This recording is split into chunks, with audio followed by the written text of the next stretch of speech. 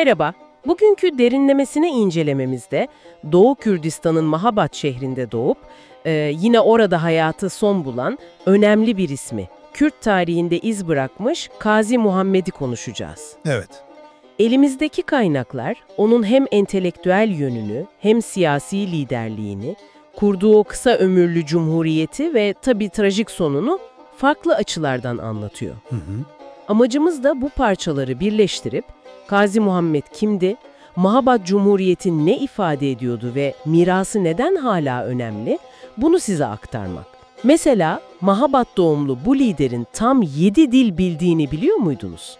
Gelin bir bakalım. Kesinlikle çok yönlü bir figür, evet. 11 Mayıs 1900 Mahabat doğumlu.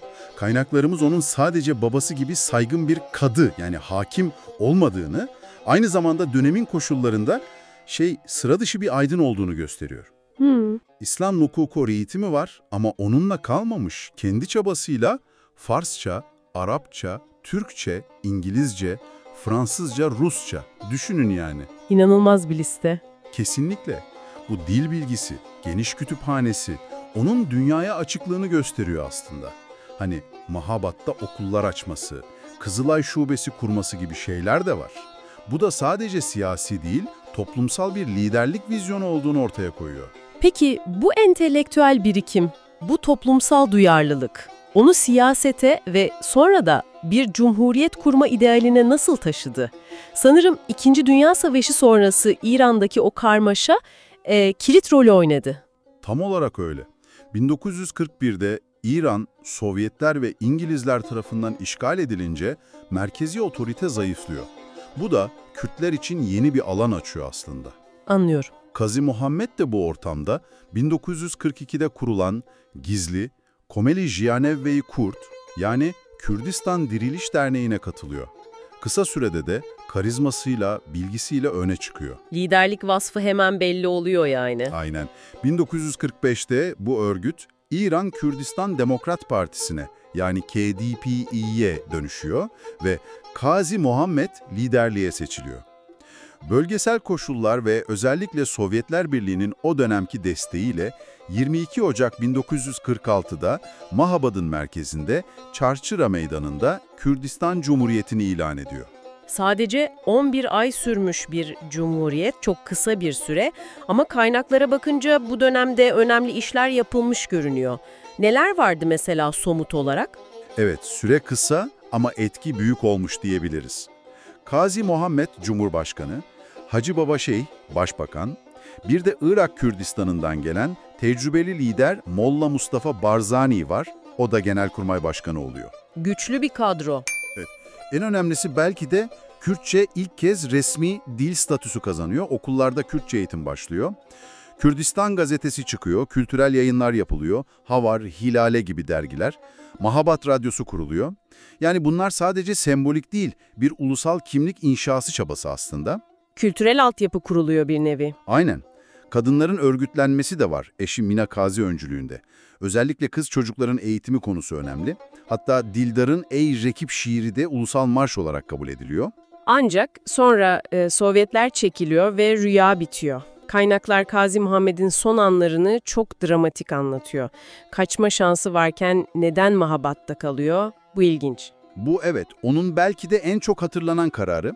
Kaynaklara göre hem Sovyetler hem de Irak kralı sığınma teklif ediyor ama reddediyor. Neden? Sıkça aktarılan gerekçesi şu: halkımı bu zor zamanda yalnız bırakamam. Eğer beni bulamazlarsa öfkelerini masum insanlardan çıkarırlar. Ben kalırsam belki halkıma dokunmazlar. Yani daha önce Tebriz'de yaşananların Mahabat'ta tekrarlanmasını istemiyor. Anlıyorum. Bir liderlik sorumluluğu hissetmiş. Kesinlikle. Nitekim İran ordusu 17 Aralık 1946'da Mabad'a girince Gazi Muhammed kardeşi Sadr Gazi ve kuzeni Seyf Gazi tutuklanıyor. Yargılama göstermelik deniyor kaynaklarda.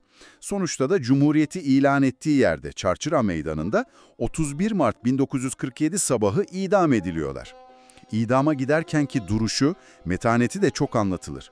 Çok trajik bir son gerçekten. İdamından hemen önce bir de vasiyeti var, değil mi? Bu da önemli bir belge sanırım. Evet. Vasiyeti ölümünden sonra da etkisini sürdüren bir metin.